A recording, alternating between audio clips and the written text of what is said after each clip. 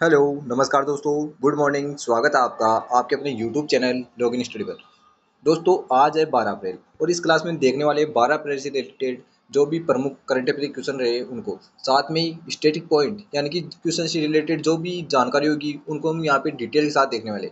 तो एक बार सभी साथी इस क्लास को अपने दोस्तों के साथ शेयर कर देंगे जो भी यहाँ पे प्रतियोगी परीक्षाओं की तैयारी कर रहे हैं जिसमें करंट अफेयर आता है, तो उनके साथ शेयर कर दो। ठीक है ना। करंट अफेयर ऑलमोस्ट सभी एग्जाम में आता है, तो शेयर कर दिया करो आप। ठीक है ना। तो दोस्तों, हम देखने वाले हैं करंट अफेयर, साथ में स्टैटिक जीके भी हम यहाँ पे कवर करेंगे। क्वेश्चन से रिलेटेड जो भी प्रमुख पॉइंट होंगे उनको हम डिटेल से साथ यहाँ पे देखने वाले हैं। और इसके अलावा क्लास के एंड में मैं आपसे एक क्वेश्चन पूछूंगा और उसका राइट आंसर आपको कमेंट बॉक्स में देना है।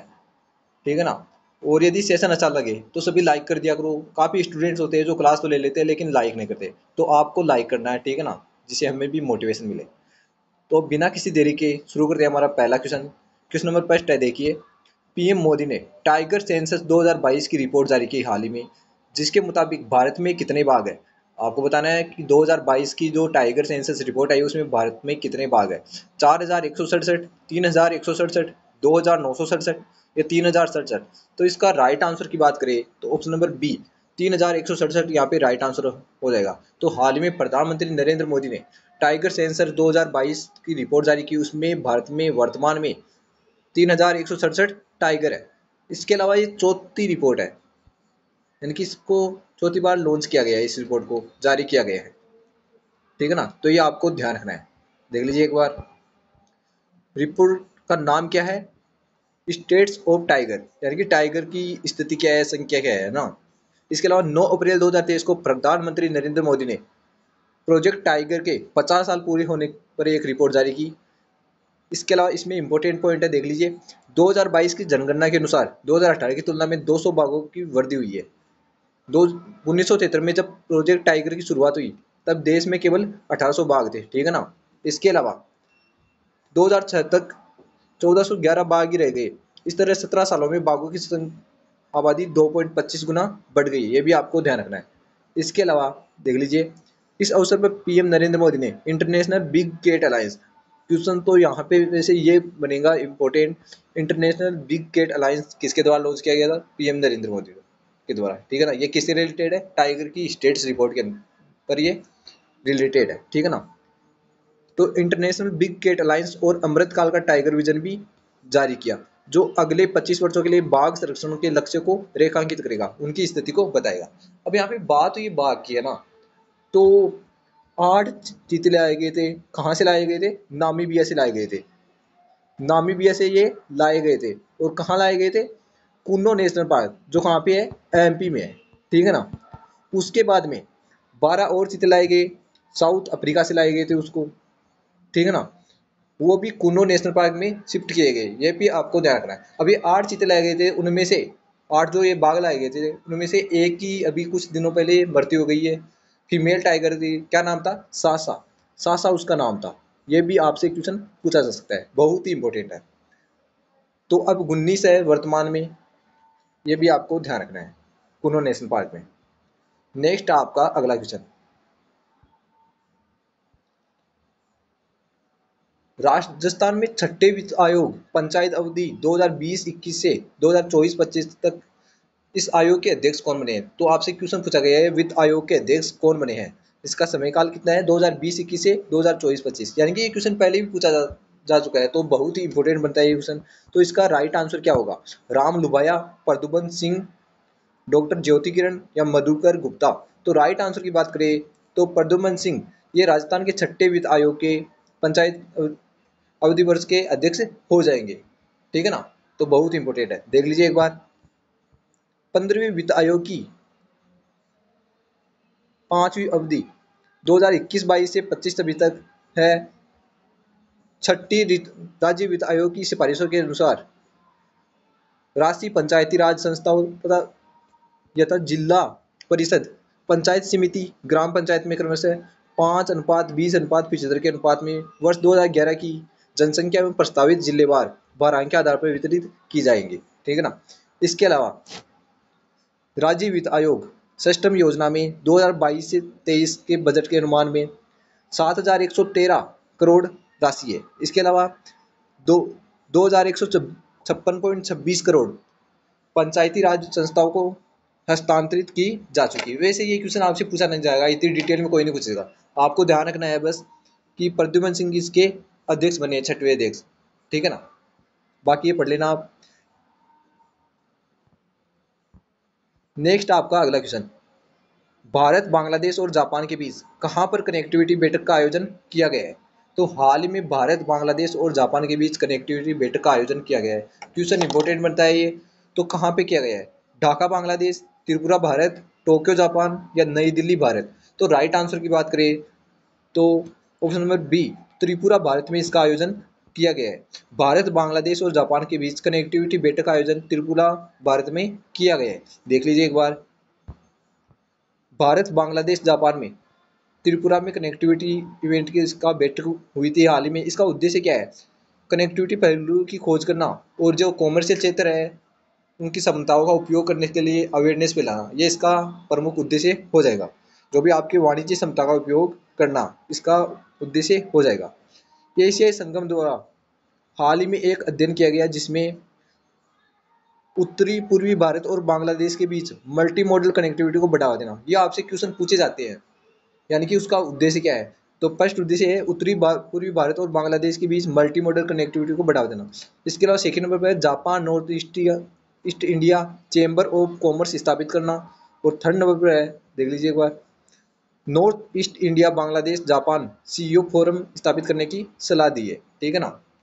तो ये त्रिपुरा में इसकी कनेक्टिविटी बैठक इवेंट हुआ था अभी हाल ही में। और देश भी पूछे जा सकते हैं, तो कौन कौन से देश है? भारत, बांग्लादेश और जापान, ठीक है ना। बड़े फिर नेक्स्ट क्वेश्चन नंबर, नेक्स्ट देखिए, हाल ही में आईपीएल में सबसे तेज 6000 रन बनाने वाले खिलाड़ी कौन बने? दोस्तों आपके आईपीएल से क्वेश्चन पूछे जाते हैं हर बार, तो आईपीएल से रिलेटेड जो भी प्रमुख क्वेश्चन होंगे कि जो इंपॉर्टेंट है वो मैं आपको यहाँ पे करवा दूंगा। तो हाल ही में आईपीएल में सबसे तेज 6000 रन बनाने वाले खिलाड़ी बने हैं, तो कौन बने हैं? तो Steve Smith, Virat Kohli, Usman Khawaja, David Warner. तो राइट आंसर हो जाएगा यहाँ पे option number D, David Warner यहाँ पे राइट आंसर हो जाएगा, जो ऑस्ट्रेलिया की खिलाड़ी है, ठीक है ना। ऑस्ट्रेलिया के है लेकिन ये भारत में खेल रहे हैं अभी आईपीएल में। देख लीजिए, दिल्ली कैपिटल्स के कप्तान है ये भी आपको ध्यान रखना है। डेविड वार्नर आईपीएल में सबसे तेज 6000 रन बनाने वाले खिलाड़ी बने हाल ही में। इसके अलावा दिल्ली कैपिटल के कप्तान डेविड वार्नर ने गुवाहाटी के बारसापारा स्टेडियम में राजस्थान रॉयल के खिलाफ आईपीएल में अपने 6000 रन पूरे किए हैं। इसके अलावा वार्नर विराट कोहली और शिखर धवन के बाद 6000 से अधिक रन बनाने वाले तीसरे बल्लेबाज है, यानी कि पहले भी रन बना चुके हैं 6000 से अधिक। कौन कौन? विराट कोहली और शिखर धवन, ये भी आपको ध्यान रखना है। ये आईपीएल 2015, 2017 और 2019 में तीनों मौकों पर ऑरेंज कप हासिल कर चुके हैं। तो डेविड वार्नर को ऑरेंज कप भी मिल चुका है। तो आपसे क्वेश्चन पूछा जा सकता है, ठीक है ना। तो इम्पोर्टेंट है बहुत, आपको ध्यान रखना है। नेक्स्ट बढ़ते हैं हमारे अगले क्वेश्चन की ओर। इसके अलावा आईपीएल की बात हुई है, तो अभी डब्ल्यूपीएल हुआ था, वुमेन प्रीमियर लीग, उसमें कौन सी टीम जीती थी? तो मुंबई इंडियंस जीती थी और दिल्ली कैपिटल को हराया था, ठीक है ना, 7 विकेट से। ये भी आपको ध्यान रखना है। हरमनप्रीत कौर इसकी कप्तान थी मुंबई इंडियन की, जो भारत की भी कप्तान है, ये भी आपको ध्यान रखना है। नेक्स्ट बढ़ते हैं हमारे अगले क्वेश्चन की ओर। हाल ही में सांख्यिकी 2023 में अंतर्राष्ट्रीय पुरस्कार किसने जीता है? हाँ, आपको बताना है हाल ही में सांख्यिकी 2023 में अंतर्राष्ट्रीय पुरस्कार किसने जीता है। स्टेटिस्टिक्स होती है ना, मैथ से रिलेट कर सकते हो आप थोड़ा बहुत। तो उसमें एम के ठाकुर, दीपचंद रॉय, सीवी रॉय या अनिरुद्ध बहल? तो राइट आंसर हो जाएगा यहाँ पे option number C, C V Rao ने हाल ही में सांख्यिकी 2023 में अंतर्राष्ट्रीय पुरस्कार जीता है, ठीक है ना। तो ये आपको ध्यान रखना है। देख लीजिए एक बार, सी आर राव ने सांख्यिकी अंतर्राष्ट्रीय पुरस्कार 2023 जीता है। अंतर्राष्ट्रीय ये सांख्यिकी पुरस्कार को सांख्यिकी में नोबेल पुरस्कार के समकक्ष माना जाता है, ठीक है ना। इसके अलावा मैथ में भी होता है एक पुरस्कार, जो होता है एबल पुरस्कार। ये आपको ध्यान रखना है, ठीक है ना। इसके अलावा कल्याणपुरी राधाकृष्ण राव, ये सी आर राव का पूरा नाम है, एक भारतीय अमेरिकी सांख्यविद है, ठीक है ना। इसके अलावा 2016 में इसको स्थापित किया गया था। पुरस्कार को हर 2 वर्ष में एक व्यक्ति या टीम को प्रदान किया जाता है। जो ये स्टेटिक्स अवार्ड है, इसको 2 वर्ष में एक बार दिया जाता है। ये किसी व्यक्ति को या उसकी टीम को दिया जाता है।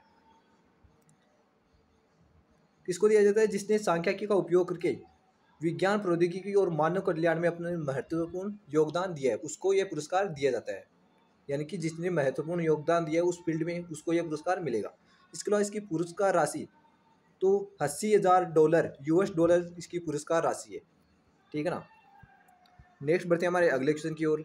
किस राज्य या केंद्र शासित प्रदेश की वुड कॉर्न को जीआई टैग मिला है?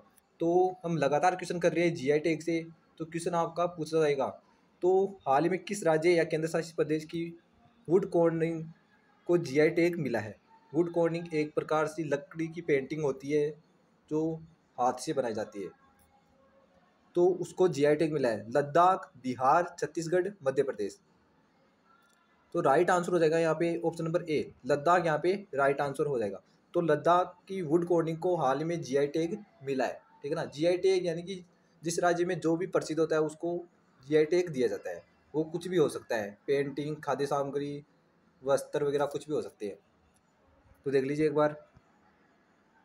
तो ये है लद्दाख, इसको हाल में वुड कॉर्निंग को जीआई टैग मिला है। हाल ही में भौगोलिक संकेतक अधिनियम 1999 के तहत उत्पादों को पंजीकृत करने के लिए उत्तरदायी चेन्नई स्थित, यानी कि उसमें जीआई टैग से रिलेटेड संपूर्ण बात लिख दी गई है।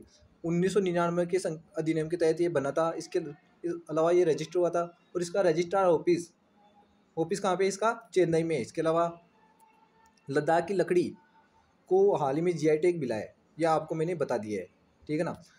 जीआई पंजीकरण किसी उत्पाद की उत्पत्ति और विशिष्ट पहचान सुनिश्चित करता है। मैंने आपको एकदम आसान भाषा में बता दिया है कि जो भी किसी राज्य की प्रचलित वस्तु होती है उसको जीआई टैग के रूप में रजिस्टर कर दिया जाता है। ठीक है ना। और सबसे ज़्यादा जीआई टैग की बात करें तो ये केरल को मिली है, ये भी आपको ध्यान रखना है। इसके अलावा एक बार जिस वस्तु को जीआई टैग मिल जाता है तो उसका कोई राज्य उसको डुप्लीकेट नहीं बना सकता, ये भी आपको ध्यान रखना है। अब यहाँ पे बात हुई है जीआई टैग की, तो देख लीजिए जो भी प्रमुख जीआई टैग हाल ही में दिए गए हैं। बिहार के मिर्चा चावल को हाल ही में जीआई टैग मिला है। इसके अलावा उत्तर प्रदेश के 11 उत्पादों को हाल ही में जीआई टैग मिले, जिनमें से 4 उत्पाद कौन कौन से हैं प्रमुख? लंगड़ा आम, रामनगर भंटा, बनारसी पान और आदम चीनी चावल। ये एक प्रकार की चावल की किस्म है। ठीक है ना, बनारस की। इसके अलावा हिमाचल प्रदेश की कांगड़ा चाय को स्टार लगा लीजिए, बहुत ही इंपॉर्टेंट है, ये क्वेश्चन आपसे पूछा जा सकता है। हिमाचल प्रदेश की कांगड़ा चाय को हाल ही में जीआई टैग मिला है। इसके अलावा असम के असमिया गमछा को हाल ही में जीआई टैग मिला है। तेलंगाना के तंदूर रेड ग्राम, इसको भी हाल ही में जीआई टैग मिला है। इसके अलावा नागालैंड से भी जीआई टैग मिला है। किसको? नागा मिर्च और नागा खीरा, इनको जीआई टैग हाल ही में मिला है। जीआई टैग की बात हुई है तो सबसे पहला जीआई टैग दार्जिलिंग की चाय को दिया गया था, ये भी आपको ध्यान रखना है। दार्जिलिंग की चाय को दिया गया था। इसके अलावा मैंने आपको बताया कि जीआई टैग का रजिस्ट्रार ऑफिस कहाँ पे है? चेन्नई में है। और ये 1999 के अधिनियम के तहत ये दिया जाता है, ये भी आपको ध्यान रखना है। क्वेश्चन नंबर 7 है आपका, देश की पहली सौर ऊर्जा से चलने वाली नाव कहाँ पे संचालित की गई है? तो हाल ही में देश की पहली सौर ऊर्जा से चलने वाली नाव का संचालन किया गया है, तो कहाँ पे किया गया है? ऑप्शन नंबर ए है गुजरात, ऑप्शन नंबर बी है राजस्थान, ऑप्शन नंबर सी है हरियाणा और ऑप्शन नंबर डी है केरल। तो राइट आंसर यहाँ पे केरल हो जाएगा। ठीक है ना। तो केरल में हाल में सौर ऊर्जा से चलने वाली देश की पहली नाव का संचालन किया गया है। ठीक है ना। इसके अलावा बात हुई है गुजरात की, तो हनुमान जी की प्रतिमा का अनावरण किया गया है हाल ही में गुजरात में। ठीक है ना। और इसके अलावा राजस्थान और हरियाणा ये बेरोजगारी में आगे है, ये भी आपको ध्यान रखना है। तो केरल शिपिंग एवं इनलैंड नेविगेशन कॉरपोरेशन KSINC ने अप्रैल 2023 में सौर ऊर्जा से चलने वाला जहाज लॉन्च किया है। इसका नाम क्या है? सूर्यांशु। ये भी आपसे क्वेश्चन पूछा जा सकता है। तो सूर्यांशु की प्रमुख विशेषता क्या है? देख लीजिए, ये 100 यात्रियों को ले जा सकता है। ये जो सौर ऊर्जा से चलेगा ये 100 यात्रियों को ले जा सकता है। निर्माण लागत पूछी जा सकती है 3.95 करोड़ रुपए, ये इसकी निर्माण लागत हो जाएगी। इसे श्रीलंका के एक यार्ड में बनाया गया है। बनाया कहाँ पे गया है? श्रीलंका में। ठीक है ना। इसके अलावा यह एक डबल डेक सौर ऊर्जा संचालित पर्यटक पोत है। ठीक है ना। अब यहाँ पे बात हुई है केरल की, तो केरल के हाल में वर्तमान में मुख्यमंत्री कौन है? पिनराई विजयन, ये केरल के वर्तमान में मुख्यमंत्री है। इसके अलावा केरल के राज्यपाल कौन है? आरिफ मोहम्मद खान, ये केरल के राज्यपाल हो जाएंगे। इसके अलावा राजधानी की बात करें तो केरल की राजधानी है तिरुवनंतपुरम, तो ये भी आपको ध्यान रखना है। प्रमुख राज्य होते हैं वो आप लिख लेना, मैं आपको अलग से सेशन में करवा दूंगा, उनके राज्यपाल, राजधानी और मुख्यमंत्री, ये आपको ध्यान रखना है, ठीक है ना। नेक्स्ट बढ़ते हैं हमारे अगले क्वेश्चन की ओर। हाल ही में गृह मंत्री ने कहां पर वाइब्रेट विलेजेज कार्यक्रम का शुभारंभ किया है? तो इसका राइट आंसर बताना आपको, कहाँ पे किया गया है। गृह मंत्री कौन है? अमित शाह। तो उन्होंने हाल ही में वाइब्रेट विलेजेज कार्यक्रम का शुभारंभ किया है, तो वो कहाँ पे किया गया है? उत्तर प्रदेश, राजस्थान, अरुणाचल प्रदेश, बिहार। तो यहाँ पे राइट आंसर हो जाएगा अरुणाचल प्रदेश, ठीक है ना।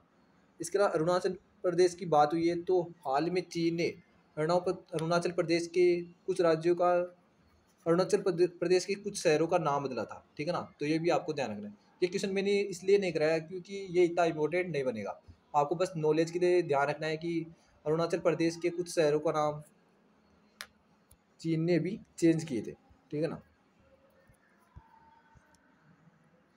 गृह मंत्री ने अरुणाचल प्रदेश के किबिथु में वाइब्रेट विलेजेस का कार्यक्रम का शुभारंभ किया है, ठीक है ना। इसके अलावा गृह मंत्री अमित शाह हो जाएंगे, ये भी आपको ध्यान रखना है। इसके अलावा आपसे क्वेश्चन पूछा जा सकता है इसमें राशि कितनी है, तो 4800 करोड़ रुपए इसमें राशि को मंजूरी दी गई है, ठीक है ना। इसके अलावा ये वाइब्रेट विलेज प्रोग्राम है, इसके तहत क्या किया जाएगा? इसमें अरुणाचल प्रदेश, सिक्किम, उत्तराखंड और हिमाचल प्रदेश राज्यों और केंद्र शासित प्रदेश लद्दाख में उत्तरी सीमा से सटे 19 जिलों में और 46 ब्लॉकों के 2968 गाँवों की व्यापक विकास के लिए पहचान की गई है। यानी कि ये 19 जिलों और 46 ब्लॉकों के गाँवों की व्यापक विकास के लिए, पहचान के लिए प्रोग्राम अभी हाल ही में लॉन्च किया गया है गृह मंत्री के द्वारा। नाम क्या है? वाइब्रेट विलेजेज प्रोग्राम, ठीक है ना। इसके अलावा नेक्स्ट क्वेश्चन आपका, हाल ही में नाडा ने 2 बार के राष्ट्रमंडल खेलों की विजेता संजीता चानू पर कितने साल का प्रतिबंध लगाया है? नाडा एक ड्रग एजेंसी होती है, यानी कि जो भी आपके एथलीट, क्रिकेटर, स्पोर्ट्स से रिलेटेड जो भी व्यक्ति होते हैं वो अपनी ऊर्जा बढ़ाने के लिए कोई ड्रग वगैरह ले लेते हैं जिनका प्रतिबंध होता है, या कोई भी दवाई ले लेते हैं, तो उनको नाडा, जो भारत की ड्रग एजेंसी है, उनके द्वारा प्रतिबंधित कर दिया जाता है, बैन लगा दिया जाता है, ठीक है ना। ये आपको ध्यान रखना है। नेशनल एंटी ड्रग एजेंसी, इसके अलावा वर्ल्ड की भी होती है, उसको वाडा बोलते हैं। वर्ल्ड की होती है उसे वाडा बोलते हैं, ये भी आपको ध्यान रखना है, ठीक है ना। तो संजीता चानू जो एथलेटिक्स थी, उन पर कितने साल का प्रतिबंध लगाया है नाडा ने? 1 साल, 2 साल, 3 साल, 4 साल। तो राइट आंसर की बात करें तो ऑप्शन नंबर डी, 4 साल।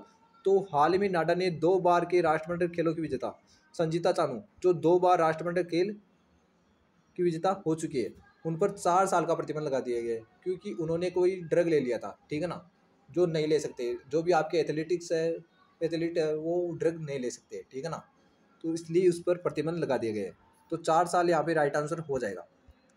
तो नाडा ने भारोत्तोलक, वेट लिफ्टर है ये, संजीता चानू पर 4 साल का प्रतिबंध लगाया है। इसके अलावा वाडा द्वारा, मैंने बताया था वर्ल्ड का होता है, उसे वाडा बोलते हैं, प्रतिबंधित एनाबोलिक एंड्रोजेनिक स्टेरॉइड दोस्तानोलिन के लिए चानू के पॉजिटिव परीक्षण के बाद प्रतिबंध लगाया गया। यानी कि ये ड्रग है, इसका नाम है, इन्होंने ले लिया था, किन्होंने? संजीता चानू ने, इसलिए उसमें ये पॉजिटिव आ गई थी, बाद में इन पर ये प्रतिबंध लगाया गया, ये भी आपको ध्यान रखना है। इसके अलावा ये डोस्टातोलोन होता है, मुख्य रूप से महिलाओं के स्तन कैंसर के इलाज के लिए उपयोग किया जाता है, ठीक है ना। लेकिन एथलीटों द्वारा प्रदर्शन बढ़ाने वाली दवा के रूप में भी इसका उपयोग किया जाता है। यानी कि एथलीट अगर इसे लेते हैं तो वो ज़्यादा ऊर्जा मिलती है, इसलिए वो लेते हैं, लेकिन इनको हाल ही में प्रतिबंधित किया गया है, ठीक है ना। इसके अलावा यहाँ पे डोस्टातोलोन ये होता है, ये ड्रग, उसको मुख्य रूप से महिलाओं में स्तन कैंसर के इलाज के लिए भी उपयोग किया जाता है, ठीक है ना। अब मैं आपको कल मैंने आपको एक क्वेश्चन दिया था, उसका राइट आंसर आपको कमेंट बॉक्स में देना था। तो क्वेश्चन है आपका, देख लीजिए। फीफा रैंकिंग 2023 में भारत की रैंक क्या है? तो ये कल क्वेश्चन दिया था मैंने आपको, और काफ़ी स्टूडेंट्स ने वहाँ पे राइट आंसर दिया। इसका राइट आंसर रहेगा यहाँ पे ऑप्शन नंबर सी, 101। तो फीफा की 2023 में भारत की रैंक 101 है, ठीक है ना। इसके अलावा जूरिक में इसका हेड क्वार्टर हो जाएगा फीफा का।